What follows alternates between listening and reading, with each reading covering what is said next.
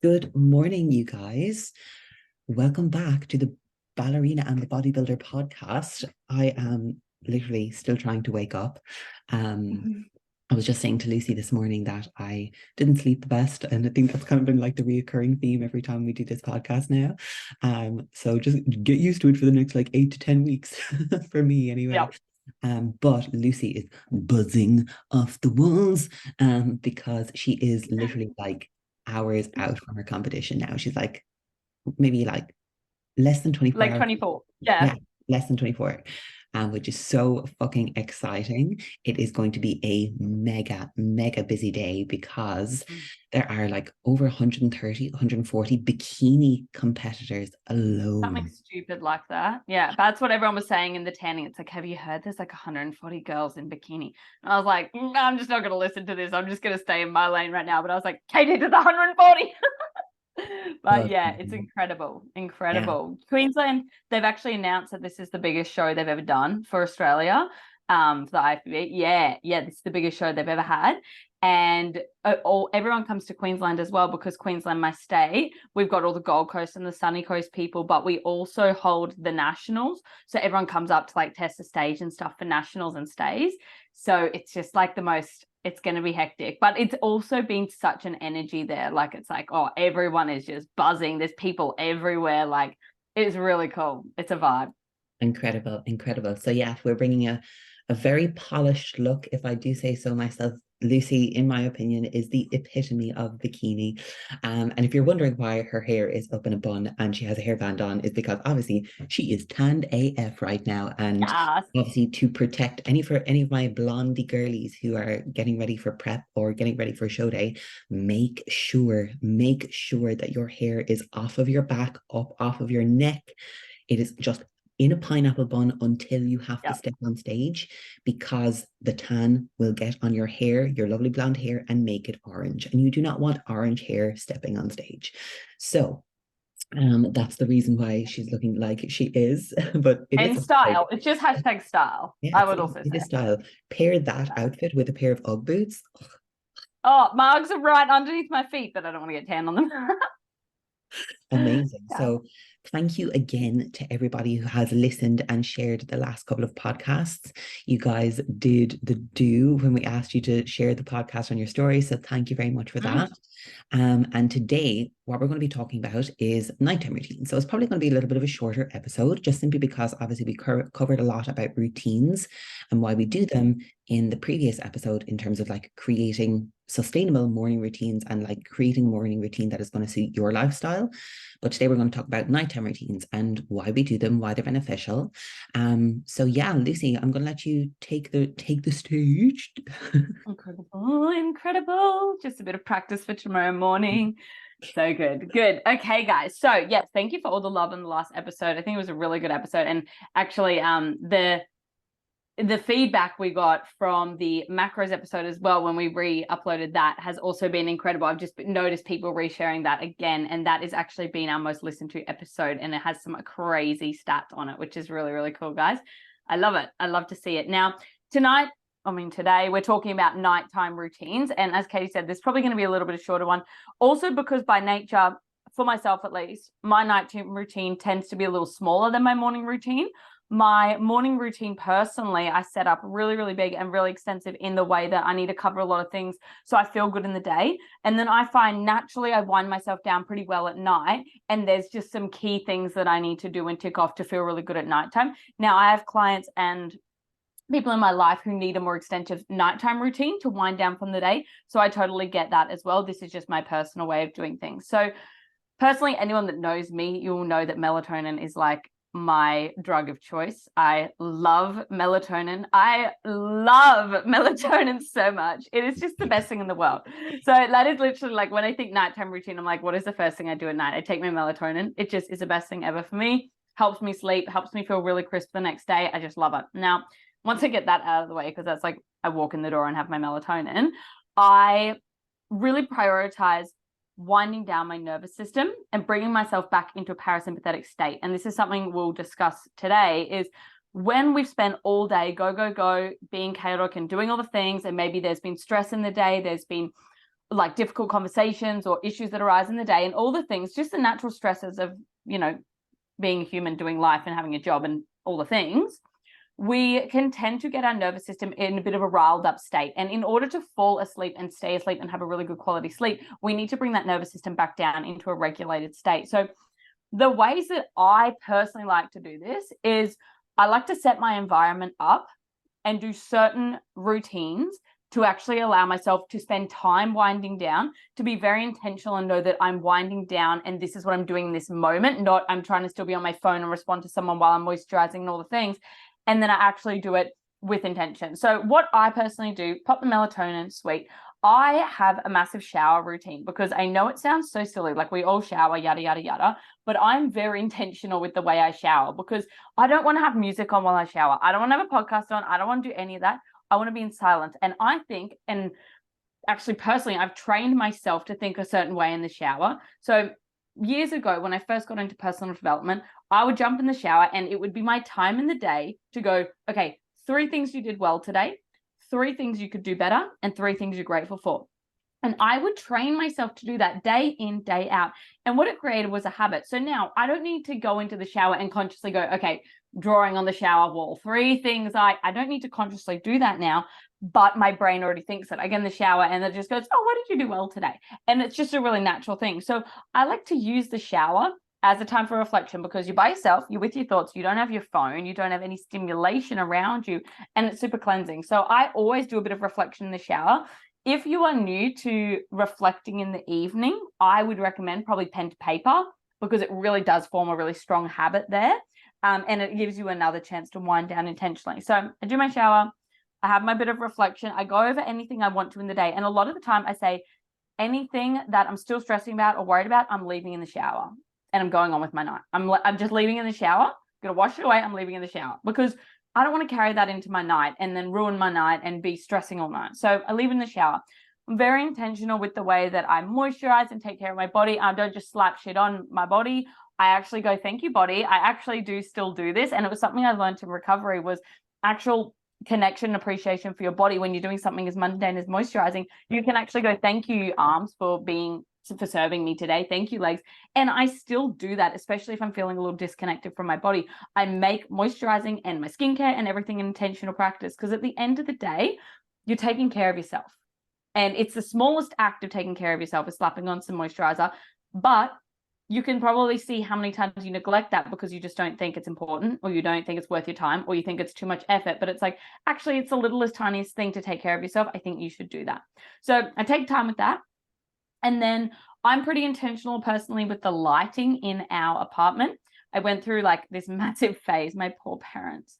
I went through this phase where I made everyone turn the lights off in the house. I refused to have any lights on at night and we would eat dinner in the dark. Like they would just, oh, and at the same time, simultaneously, I would wear pink blocking glasses.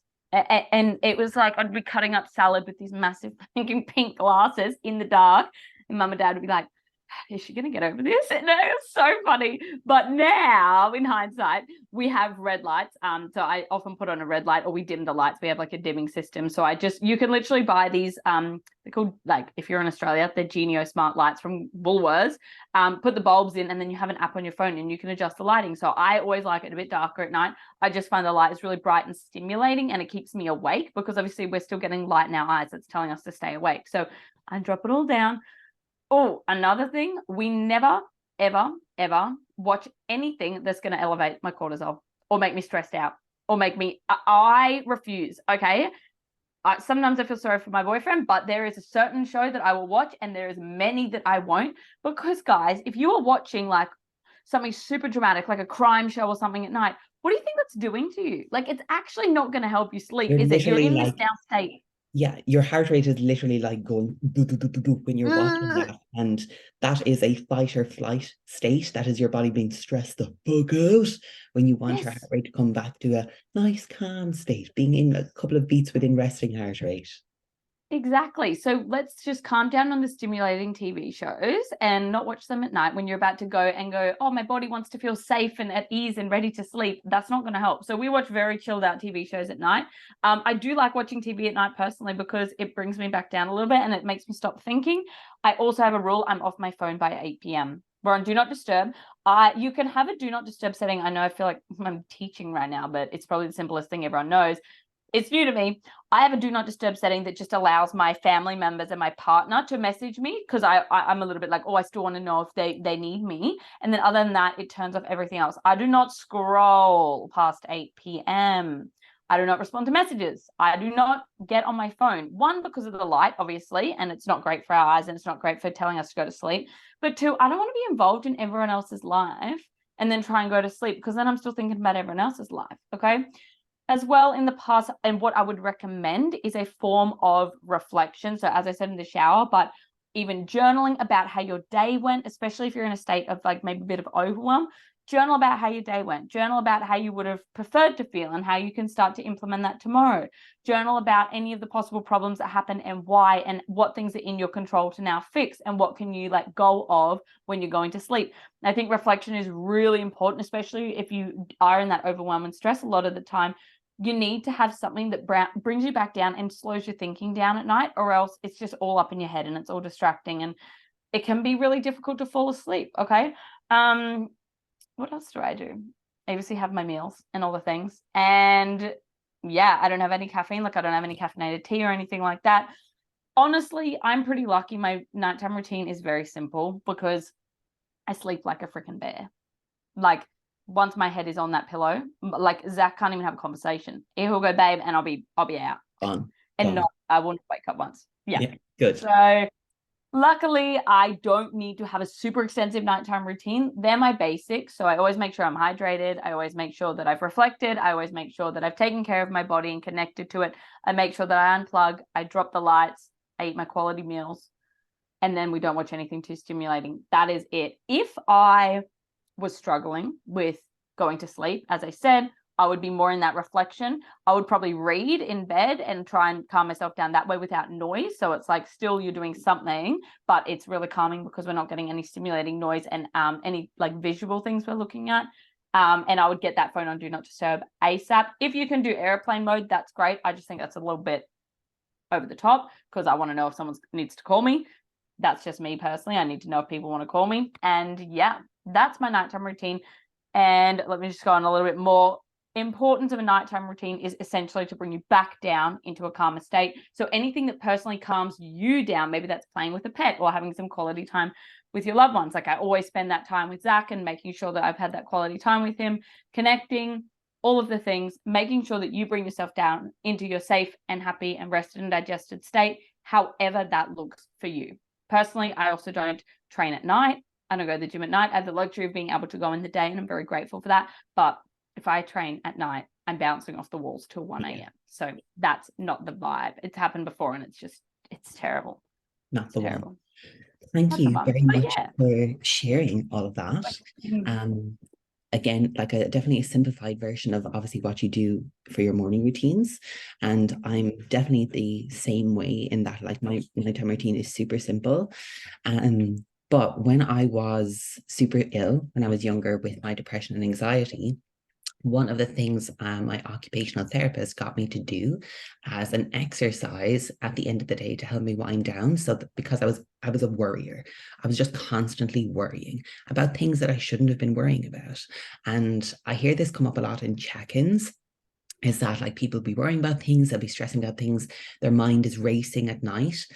And two things that she got me to start doing, which have been invaluable tools and things that I've like implemented into my coaching practice, is one, if it's on your mind, write it down on a piece of paper, okay? Because if you're staying, like if it's keeping you awake at night and things are like literally running around in your mind, million different things, you cannot think on any one of those things specifically on their own if it's running around with a billion other things. So get a piece of paper and a pen and write that shit down so that it is out of your head and on that piece of paper. Then you will have the confidence and like the calming of knowing that you haven't forgotten it because you've written it down on a piece of paper. Okay. The second one is more of a practice or an act where, let's say you're worrying about work or you're still kind of stressed about work from the day, or you have been like, you're just worried about things as well. She got me to think of wearing this metaphorical cloak or a jacket, or even like having a specific jacket where, okay, this is all of my work stress that I'm holding on to, or this is all the things that I'm worrying about right now. I'm going to unzip this cloak and I'm going to put it up on a hanger. I'm going to put it in my wardrobe on the back of my bedroom door, and it's going to stay there until I wake up tomorrow morning and put that cloak back on. Okay, I can worry about that tomorrow. I can stress about that tomorrow, not right now. Okay, so you're still giving that thing that you're worrying about the appreciation that it deserves, because obviously there's things that we do need to stress about and worry about and think about, but you don't need that when you're trying to sleep. Okay, so usually what my evening routine looks like now is I usually finish training around 4 p.m 4:30 p.m depending on what time I get to the gym, and then depending on traffic I'm back at the house at like either 4:30 or 5 p.m, and then I will have my post-workout meal. And that in of itself is like a calming activity for me, because I'm like, okay, it's coming towards the end of the day. I'm having my post-workout meal. I only have 1 or 2 meals left to eat. And then after that post-workout meal, I go for a walk with Flex to obviously spend quality time with him. That is a phoneless walk. Okay, a phoneless walk. And especially now with like how the evenings are setting in, I get to see the sun setting as I'm going out on those walks. So we also know from research and studies that if you look at the blue yellow hue in the horizon in the evening time, that actually tells your body it's time to start producing melatonin. It's time to actually start winding down for bed and getting ready to sleep. So that is one of the many reasons why I go on that walk. Obviously, I want to spend quality time with Flex as well and be out in nature, because that's something that I value and that I really enjoy. And it makes me feel at peace, because obviously with growing up in the countryside on a farm, I was surrounded in nature all of the time. So whenever I get the chance to be able to do that now, it's very, very important to me to be able to incorporate that into my day in some way, shape, or form. So we'll come back from our walk as Flex is trying to do something over there. He's being a bull boy. When I come back from my walk, I get my second to last or my last meal ready. I will actually watch some TV. If I need to respond to some messages, I will usually do that post-workout, or I'll finish up any work that I need to finish post-workout as well, while I'm having my post-workout meal or after my post-workout meal before my walk with Flex. So when I come back from that, and then I shut off my phone. I don't answer any more messages. So come 7 p.m, I do not respond to any messages unless it's Lucy or Danny or somebody who's competing. I do not respond to any messages. I don't look at Instagram. Instagram is shut off pretty much post-workout, because I just can't be fucking dealing with people on Instagram right now. Fucking hate Instagram. I just hate listening to people. Honestly, hate listening to people's stories. Like this one particular person in general just won't shut up like about the most mundane stuff. Oh, check-ins are boxed off, this team is smashing it. I'm like, oh my god, be original, like fucking hell. Anyway, so he was muted, but I start winding down, like I was saying, no phone. So that it's on do not disturb, or it's on the sleep mode on my iPhone, so I don't get any notifications while I am trying to wind down in the evening time. I also, if you can see here, if you scroll down on the right hand side of your iPhone and you press the brightness thing here, you can set it to nighttime. Okay, so it gives it more of a yellow hue, or an orange hue, so that there is no blue or brightness coming from that phone screen. You can also do this on your MacBook. Okay, so if you go to the top right hand corner of your MacBook screen, Lucy, how are you only finding this out now? Yellow. That is epic. So if you also go to the top right hand corner of your MacBook, you'll see either beside your Wi-Fi or your search bar, there's like a little like dashboard, like adjuster. If you press that, it'll bring up display. If you press on display, it'll show you nighttime or night shift on until later today, true tone, and you can also dim the screen brightness, adjust the brightness of your screen as well. So I do that with my laptop once I'm on that in the evening time too. And I will also watch some form of TV show, like a relaxing TV show, nothing that's going to cause me too much stress, which I'll talk about after I've just finished this sentence. or I'll watch a podcast that I know makes me feel like calm or like helps me wind down. So that's like Fuad Abiad's bodybuilding podcast, or uh Shane Dawson, or the HD Muscle podcast. Those are the ones that like kind of help me feel like at ease, calm down, things like that. Excuse me. But what I was watching last night, which I shouldn't have watched, and I watched the evening before as well, and I was like, no, I'm fine. I'll be able to watch this. It was called Encounters on Netflix. It's about alien and UFO Oh, sightings across oh, the UK, and I was like, I find it really interesting at the beginning, and then like halfway into the episode, it gets really fucking creepy, and I'm like, oh my god, I need to shut this off. This is too scary. did you So turn it off, or did you get too oh, I intrigued? turned it off and like put on Yeah, like a you like that. relaxing podcast instead. Nice. And I am like within this stage in prep now, and because I'm getting up at 4 o'clock every morning, I am trying to be asleep by 7:30 p.m. No fucking joke. Okay. So then when I am literally like having my last meal, I will have my last meal, and then I will turn off my laptop, put my phone beside my bedside stand, face down, Mm. just in case anybody does try and ring me.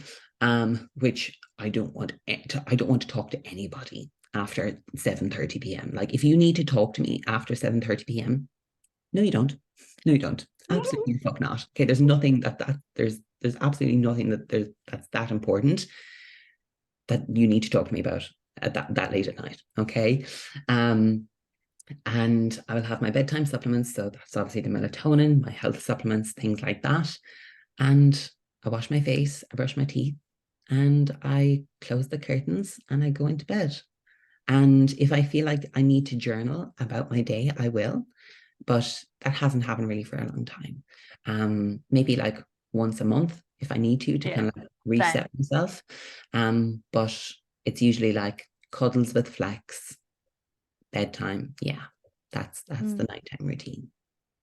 So good. I love it. Very similar. Very, very similar. Just I've got Zach and you've got Flex, and we Yeah. both have to take care of them. Boy, is going to listen to this. No, it's so good. I love it. I love it. Yeah, and see what you guys can see there is there's some major themes there. It's connection. It's really, really, really prioritizing taking care of our nervous system. That's probably the top thing there, right?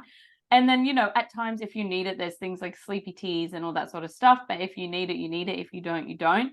I feel like something that allows Katie and I to drift off quite well at night and calm our nervous system down is that we actually take care of our nervous system throughout the day as well. Like we We know how start to. the day by taking care of our nervous system. Exactly, which sets you up for the end of the day because we know how we react to things, and we've worked on a lot of this and we continue to. So we're not having those extreme emotions and stress throughout the day. We're managing them in the ways we know how to. So it does help us wind down in the evening because it's already there. Funny, as you said, the UFO thingy. Last night Zach was out, so I was like, I'm gonna obviously like I'm fully in prep mode. So I was like, I'm putting on bodybuilding YouTube videos, and I'm just like sitting watching other people eating rice, and I'm like, this is so good. Anyway, I was watching like this girl that I love. I went back into her prep videos and I was watching her post show. It was actually Georgie Fit. I was watching her post show video because she talks a lot about like how to deal post show, and I'm just interested, obviously, as I'm about to be post show. Anyway, she included a section of her leg day in it, and then I'm like, I'm not calm. I'm now all G'd up, and I want to go do legs, and I was like, this is not helping my nighttime. I'm like lying on my side, like I want to go train legs. And I was like, okay, this doesn't help. So just be mindful again, even if it is something that's not super stimulating, it can still make you feel not at rest. You know what I Yeah, mean? So choose your absolutely. things wisely. Yeah, So choose the, your the things biggest wisely. the biggest takeaway that I think people can get from this podcast is obviously if you don't have any sort of a nighttime routine right now, think of one way that you can remove a source of stimulation from your evening or your nighttime to help you start winding down for bed earlier. Okay. Obviously, it goes without saying, try not to have any caffeinated beverages past 1 o'clock in the day because of the fact that caffeine has a half-life of 5 to 7 hours. So if you have a 200 milligram beverage at 2 p.m., you're going to still have 100 milligrams of caffeine in your system come when it's time to start winding down for bed and sleep. So removing one source of stimulation in the evening time for 1 week, then add another one or remove another one, excuse me. and definitely try writing down. If you're someone who's super stressed and like your mind is racing at night, write that shit down. Okay, that will help tremendously. And another really easy one as well, like doesn't take any effort, doesn't cost you anything, is just put the yellow hue on your phone screens. Okay. Or if you wanted to get some blue light blocking glasses and you can look like a little bit of a weirdo. Like I used to, Pink I don't glasses. have mine anymore, but these are my actual glasses. So I wonder if I have my pink glasses here. My pink glasses are amazing, but they were from a different era of Lucy. And I think maybe someone threw them out because they didn't like them anymore. Never mind. they're not Sorry, here, guys. not here anymore. That era is gone. We're entering a new era, which I'm very, very excited about for Lucy. We are entering a new era. Yeah. So In more ways than one. yeah, so I think that's like a good place to wrap up. I know it's a bit of a shorter episode, but obviously we don't want to like continuously repeat ourselves. And if you do want to go back and re-listen to the previous episode, that's a much more in-depth episode and talk about routines, morning routines, how to set them up for yourself, what they can or could or could not look like for you. And how you can incorporate those into your life just to set yourself up for a much more successful day and therefore life in general. So Flex, cop the fuck on. He's just chewing cardboard all of the time, arsehole. So yeah, everybody get ready for the new Lucy who's going to be coming back after her Bali trip. So good. Wait to see all of the pictures from Bali and all of the things that you get to do in Bali. That is such like a once in a lifetime trip. So I'm super excited for you. And I just want to say from everybody who is listening on the podcast in the future, obviously you will have competed by this stage. Best of luck, Lucy. Everybody's cheering for you. Everybody's so excited for you and so excited to see you do your thing. And after like myself and Lucy were like having a little like reflection moment yesterday as she did a little bit of a photo shoot. And it was pretty much like 3 years to the date from when she did this photo shoot with the same photographer. And to see how far she's come in 3 years, it's pretty fucked up in a good way. So yeah, we were having a little bit. It takes an incredible team to do that, though, I would say. But we're not going to get soppy on this podcast, guys. That's for Katie's inbox in the morning to make her cry when she wakes up. That's my goal for tomorrow. Yeah. Warning you in advance. Yeah. I'm going to be ready. There's going to be tissues beside my bed. Okay. You're going to get all the ugly white girl crying pictures. So yeah, if you are listening to this podcast, make sure to leave us a 5-star rating and review. Drop us a comment on the YouTube, or as always, this time, make sure and share this to your stories. No matter where you are in the world, let us know where you're listening to the podcast from so that we can see who and where you guys are listening. So yeah, that's it. Thank you guys, and we'll chat to you soon.